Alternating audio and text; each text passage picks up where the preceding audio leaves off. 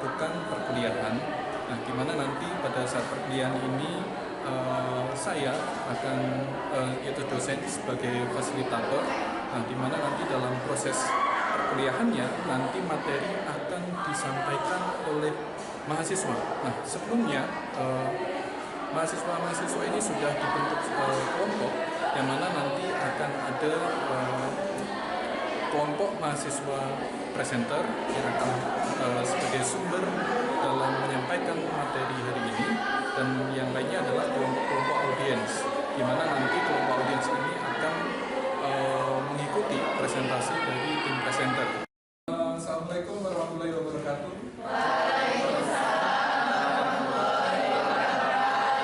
Selamat siang semuanya. Pada kesempatan ini kita akan melakukan perkuliahan ya. Nah, pada ini ada topik yang perlu kita bahas dalam pertemuan hari ini, yaitu berkaitan dengan statistik Maxwell-Boltzmann atau masuk dalam CPMK atau capaian pembelajaran mata kuliah nomor 2. Nah, di sini yaitu peserta, dalam hal ini adalah mahasiswa, dapat menunjukkan penguasaan konsep Maxwell-Boltzmann statistik atau statistik Maxwell-Boltzmann. Nah, nanti saya berikan kesempatannya tim presenter yang hari ini adalah sebagai sumber atau narasumber kita pada pertemuan hari ini untuk menyampaikan lebih lanjut. Jadi sebelumnya sudah saya sampaikan di Sipejar, ya. Nah, di Sipejar sudah saya berikan beberapa file di situ sebagai pendahuluan sebelum mengikuti perkuliahan hari ini. Sebagai tugas individu, kalian sudah diminta untuk membuat kata kunci atau keyword mengenai topik hari ini. Nah, harapannya semuanya sudah menyiapkan ya? Sudah disiapkan? Oke. Nah, statistik Maxwell-Boltzmann atau lebih mudahnya kita gunakan singkatan MW ya. Nah, di sini diterapkan untuk assembly yang mengandung sistem atau partikel klasik. Nah, contoh partikel klasik adalah atom atau molekul-molekul gas. Nah, umumnya partikel dengan massa yang jauh lebih besar dari massa elektron, nah, dapat dianggap sebagai partikel klasik.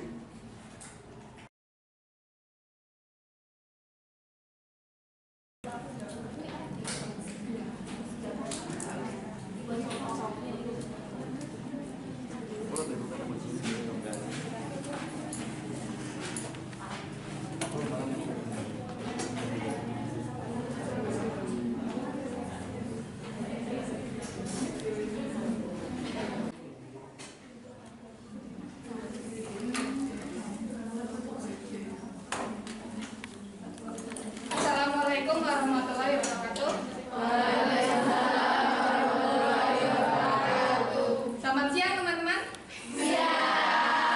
Nah, sebelum kita memulai perkuliahan hari ini, mari kita berdoa menurut kepercayaan dan agama masing-masing. Berdoa dipersilakan.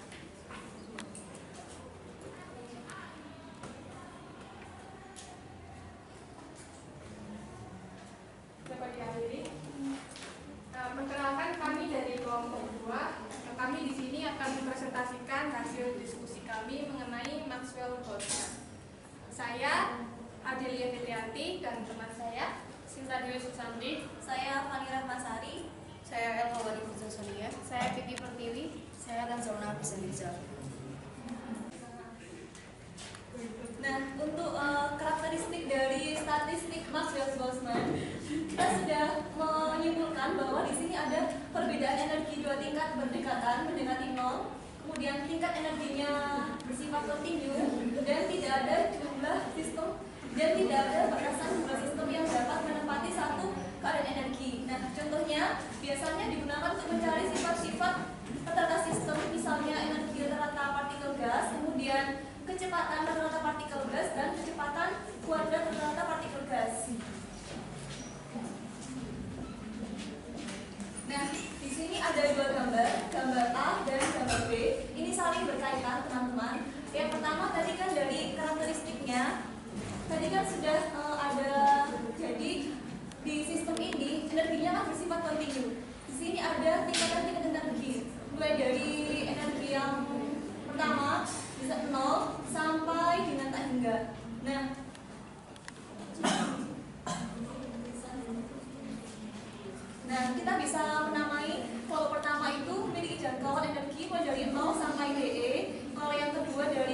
sampai 2DE, ketiga 2DE sampai 3DE, dan seterusnya. Nah, kan tadi kita sudah menamai. Nah, kalau sudah dinamai, nanti kita bisa mengelompok-kelompokkan energinya seperti ini. Jadi yang pertama namanya kelompok energi pertama, kemudian yang ini kelompok energi kedua, sampai dengan yang S dan sampai dengan ke M.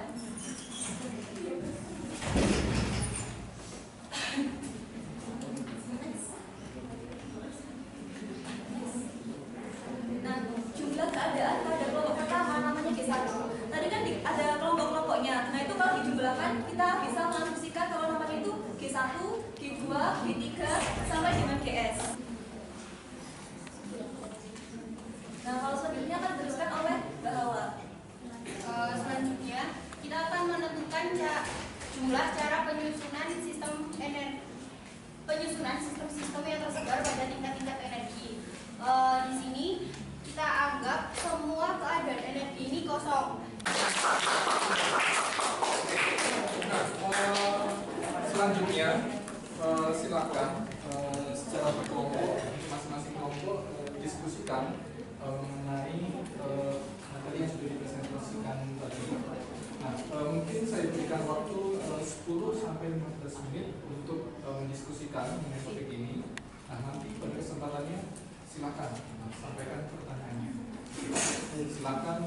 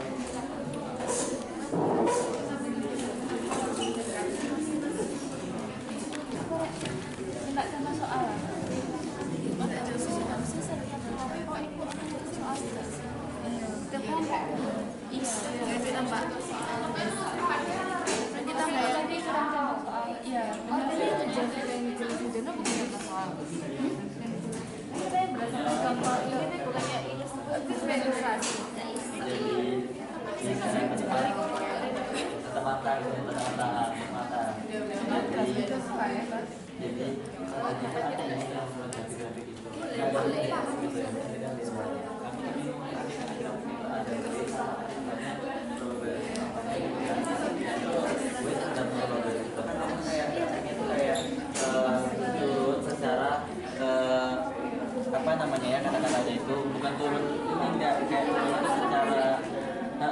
turun secara kontinuitas itu wes pokoknya kata-katanya itu. Terus W-nya itu katanya kan mendekati 0 kan tidak boleh 0. Nah itu apakah benar ada probabilitas apa gimana?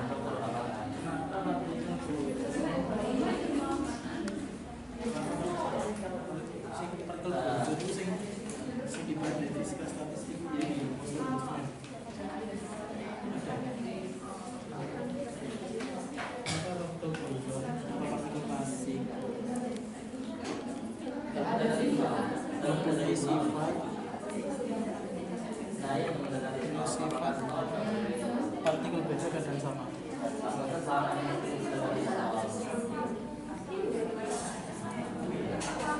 Ini apa yang membedakan tiga partikel itu?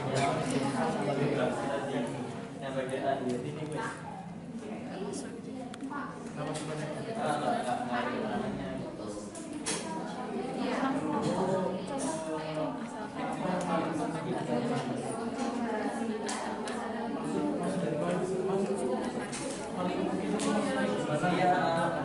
Yang terus secara eksponensial.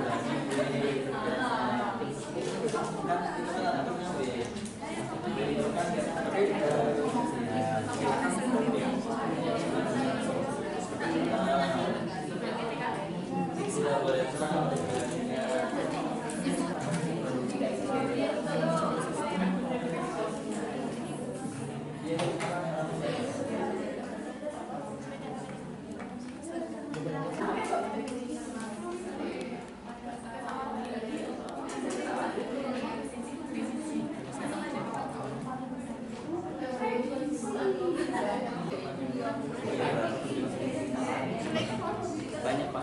Ya, nah ini kan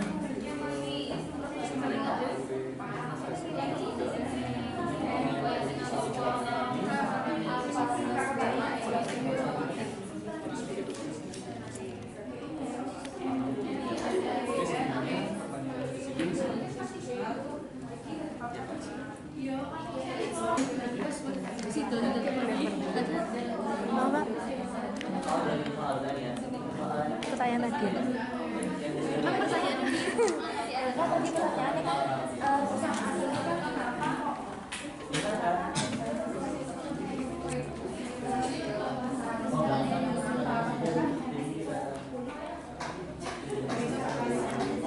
Kalian udah lulus pertanyaannya.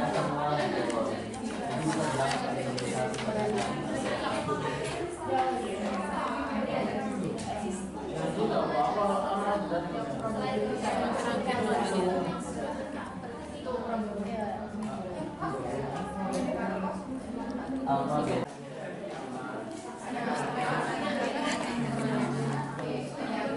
Apa bedanya jumlah badan tipe dan jumlah badan mati?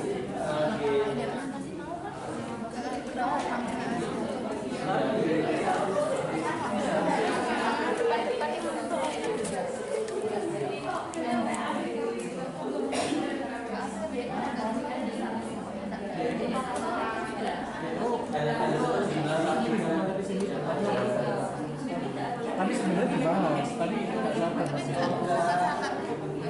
Sebenarnya dibahas. Tapi di sana iya. Tapi di sana nah sini tuh yang itu yang kemarin itu kan ada GS-nya. Nah kalau yang mikro itu tinggal ngilangin GS-nya itu jumlah kadar mikro.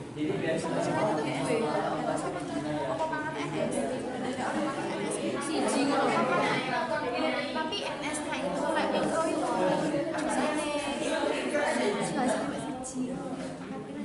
Pokoknya kalau yang mikro, yang makro itu nggak ada GS-nya.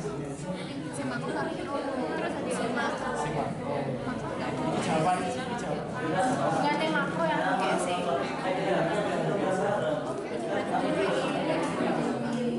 berarti GS ditambah terus nanti ini cuma satu sama GS Iya. Ini presenternya mau nyiapin apa ini? Siap-siap buat nyiapin jawaban ya Mbak ya. Semoga kita bisa memberikan jawaban yang terbaik.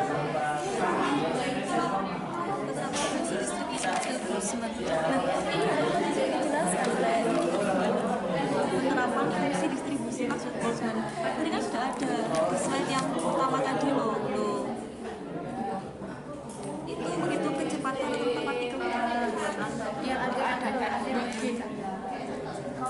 setelah kita lakukan diskusi, nah kita akan buka sesi tanya jawab. Nah dari yang didiskusikan dalam kelompok yang ini nanti akan ada kesempatan. Ya, jadi nanti silakan saja nanti siapa yang ditunjuk oleh presenter. Nah saya yakin dari hasil diskusi sudah banyak pertanyaan ya. Nah nanti misalkan ada lebih dari 1, 2, 3, atau 4. Nah, di sini nanti silakan untuk masing-masing kelompok sampaikan mungkin 1 atau 2 saja. Nah, pertanyaan yang belum dijawab nanti sudah terekam semuanya yang ada di kecil mahasiswa. Nah, nantinya itu akan juga akan direkam juga oleh tim presenter yang akan dijawab selanjutnya pada kesempatan ini ya minggu selanjutnya. Dan jawaban itu disampaikan oleh tim presenter. Oke, untuk yang sekarang kita fokus ada mungkin 1 sampai 2 pertanyaan masing-masing kelompok. Silakan dimulai.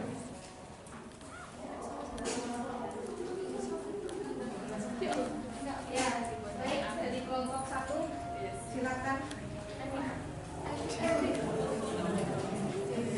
Jadi dari hasil diskusi kelompok kami itu ada 2 pertanyaan. Yang pertama, tolong berikan contoh soal penerapan distribusi Maxwell-Boltzmann dalam sistem yang sederhana. Terus yang kedua, apakah pengali alfa sama beta yang udah dijelaskan tadi nilainya itu tetap? Jawabannya dari kelompok kami ingin memberikan beberapa pertanyaan. Yang pertama, berapa jumlah sistem pada setiap tingkatan yang dapat memaksimalkan W? Bagaimana penerapan partikel gas klasik tadi dalam kehidupan sehari-hari kita? Pertanyaan yang pertama yaitu mengapa partikel klasik itu mempunyai sifat partikel beda namun keadaannya sama? Mengapa partikel klasik memiliki Sifat partikel beda namun keadaannya sama. Tetapi tidak boleh nol. Kan ada yang kayak gitu tadi kan. Yang mendekati nol tapi tidak boleh nol. Terus apabila bobot konfigurasi itu nol, apa yang terjadi? Ini tadi pertanyaan dari kelompok pertama disebut ini contoh dari penerapan pendistribusian konfigurasinya. Di sini terdapat soalnya seperti ini. Sebuah ensembel memiliki satu tingkat energi dan terdapat 3 buah sistem. Jika pada energi tersebut memiliki keadaan sebanyak 2 buah, maka berapa total cara menempatkan 3 sistem tersebut?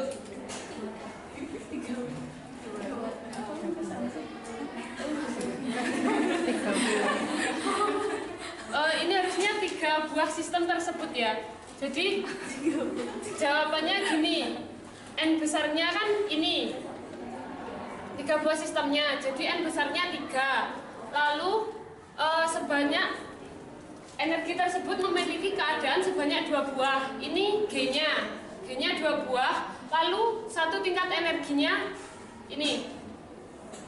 Lalu dari situ dapat kita gambarkan kan tingkat energinya 1. Jadi N-nya di sini kan 3, partikelnya kalau ruangannya cuma 1 kan pasti dia 3-3-nya di sini. Jadi 3 ini ditulis juga sebagai NS ini, yang NS yang kecil ini. Lalu di sini menggunakan rumus yang tadi konfigurasi W sama dengan N besar faktorial Pi GS pangkat NS per N faktorial. Nah di sini N faktorialnya 3 kan dari sini tadi, lalu GS-nya 2 dari sini tadi, lalu yang 3 ini didapatkan dari ini tadi, partikelnya menempati satu ruangan tadi kan cuma sebanyak 1 cara kan, berarti 3 kan, jadi setelah dihitung hasilnya 8. Lalu penggambarannya kan terdapat 8 kan, 1, 2, 3, 4, 5, 6, 7, 8 dengan keadaan energinya G-nya 2, jadi satu kotak dibagi 2. Lalu setiap kotak bisa berisi 3, itu ada 2 cara. Lalu yang kiri itu berisi 2, ada 3 cara. Yang kanan berisi 2, ada 3 cara.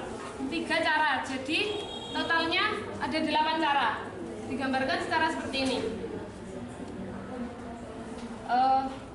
Ada feedback dari kelompok satu. Dari yang sudah dijelaskan oleh tim presenter, oke, bagaimana? Kira-kira ada pertanyaan mengenai Saya Pak. Ya, silakan.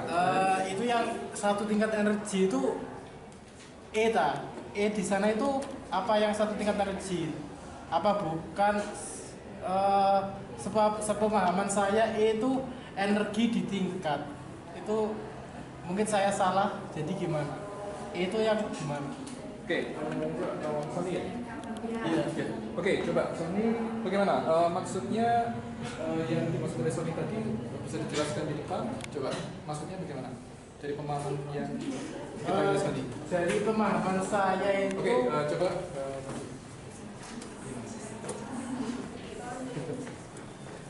Dari pemahaman saya itu yang E ini tuh energi di tingkat, mungkin tapi saya juga salah gitu Pak, jadi saya kurang tahu, jadi saya mau tanya ini yang E itu Itu apa gitu Pak?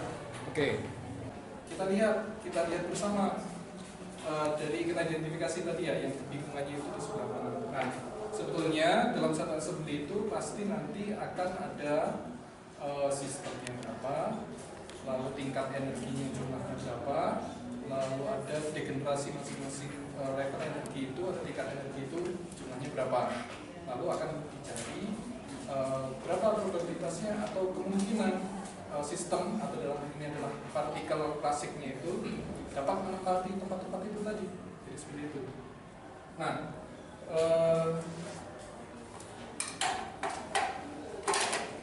kalau dilihat di sini tim presenter menyampaikan ya untuk penyusunannya untuk level energi maupun degenerasinya dalam bentuk kotak-kotak ya atau ruangan-ruangan tertentu. Oke. Kalau kita sampaikan dalam bentuk yang lain, mungkin pada mata kuliah yang lain kalian sudah mempelajari atau mengetahui bentuk dari level-level energi. Mungkin tidak terbiasa jika disampaikan dalam bentuk kotak ya seperti ini. Lebih umumnya biasanya dinyatakan dalam bentuk garis ya, garis atau kumpulan-kumpulan garis. Nah, garis-garis itu menyatakan level energinya. Oke, kita lihat dulu. Jawabannya tadi benar. Misalnya suatu assembler atau assembly memiliki satu tingkat energi. Tingkat energi kita nyatakan dalam bentuk garis. Oke, dalam garis. Tadi yang ditanyakan oleh Sony ya. Jadi yang epsilon tadi itu apakah yang disampaikan itu sudah betul? Apakah epsilon atau S yang dinyatakan seperti tadi ya.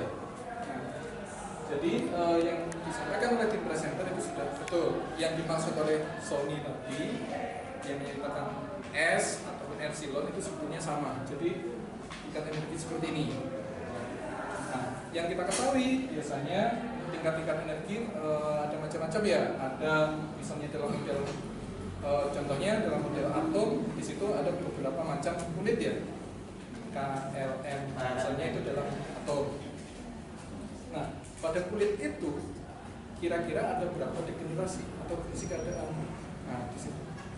Nah, misalkan kita ambil satu level energi atau satu tingkat energi. Misalnya di sini adalah E ya. E1. Oke, serah indeksnya berapa? E0, E1, E2 serah. Tapi terdiri dari satu tingkat energi. Nah, yang diketahui selanjutnya, tingkat energi tersebut memiliki berapa degenerasi? Memiliki dua degenerasi. Nah, jadi kalau kita lihat dalam level energi yang satu ini, dia terdiri dari dua buah. Nah, keadaan ini maksud seperti ini. Namun ini memiliki nilai yang sama, dalam nilai energi yang sama. Nah, nanti bisa kita lihat pengertian, kita lihat ulang ya, yang dari degenerasi dalam satu tingkat energi itu apa. Oke, jadi dua. Kalau kita terjemahkan dari gambar yang sudah diberikan oleh di presenter, ini jumlah kotaknya, jumlah kotak ya. Ini berarti degenerasi satu, ini ada Generasi dua. Seperti itu ya. Oke. Sistemnya ada berapa? Ada tiga. Sistemnya ada tiga. Sistem yang dimaksud di sini adalah contohnya adalah gas klasik ya. Iya, gas klasik. Oke. Nanti terserah jika kita kaitkan dalam kehidupan sehari-hari atau penerapan sehari-hari. Nah, gas-gas apa yang ini? Nah, contohnya misalnya gas nitrogen dan sebagainya. Misalnya seperti itu. Kita ambil suatu gas tertentu yang termasuk dalam gas klasik memiliki assembly seperti ini. Kita misalkan untuk sistemnya atau partikelnya itu, nah kalau di sini huruf ya A, B, C. Nah, bagaimana kemungkinan posisi penyusunannya dalam susunan yang seperti ini? Satu, level energi, dua, degenerasi. Saya tunjukkan langsung dari yang garis menjadi kotak seperti ini. Nah, distribusinya sudah benar. Jadi ada 8 kemungkinan ya di situ disusun. Oke, mungkin seperti itu. Ada pertanyaan lagi? Enggak, Pak, udah Pak. Oke. Nah, jika tidak, oke, mungkin kita stop untuk sesi tanya jawab atau diskusi ini. Nah, silakan kita lanjutkan pada kegiatan selanjutnya. Nah, silakan buat sebuah resume dari materi yang sudah disampaikan pada pertemuan hari ini, materi yang sudah dipahami maupun yang belum. Selanjutnya, nanti silakan buat resume secara keseluruhan dari topik yang sudah dibahas pada hari ini. Nah, masing-masing kelompok nanti akan menyampaikan perwakilannya, ya, menyampaikan kira-kira apa yang dipahami atau yang didapatkan dari perkuliahan hari ini. Oke, silakan. Oke, saya dari kelompok 5, Said Muhammad Ibrahim, itu ingin membacakan resume pada sore hari ini, yaitu jadi statistik menurut Maxwell Boltzmann itu sistemnya itu berupa sistem klasik. Contohnya itu adalah gas. Nah, kemungkinan konfigurasinya itu ditentukan dengan yang pertama, mengetahui jumlah sistem yang akan dimasukkan ke assembly. Terus yang kedua, mengetahui degenerasi energi yang akan ditempati sistem. Terus yang ketiga, menghitung bobot konfigurasi. Nah, terus bobot konfigurasi itu tadi di papan tulis dirumuskan dengan W sama dengan N faktorial, P M S sama dengan 1 sampai enggak hingga, terus GS pangkat NS per NS faktorial.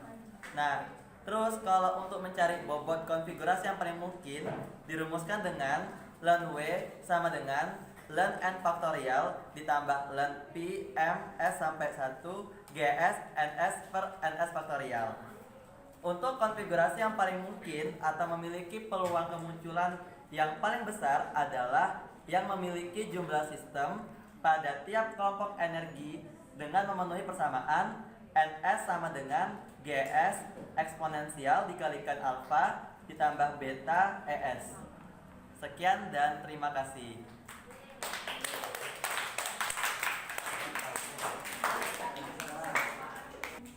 Masing-masing kelompok memiliki kewajiban untuk mengupload hasil lembar kerja mahasiswanya di situ ke si Pejar. Nah, nanti setelah ini saya akan sediakan link untuk upload. Nah, lembar kerja mahasiswa sebagai pertanggungjawaban ya bagi kelompok masing-masing, sebagai rekap juga mengenai hasil diskusi pada pertemuan hari ini.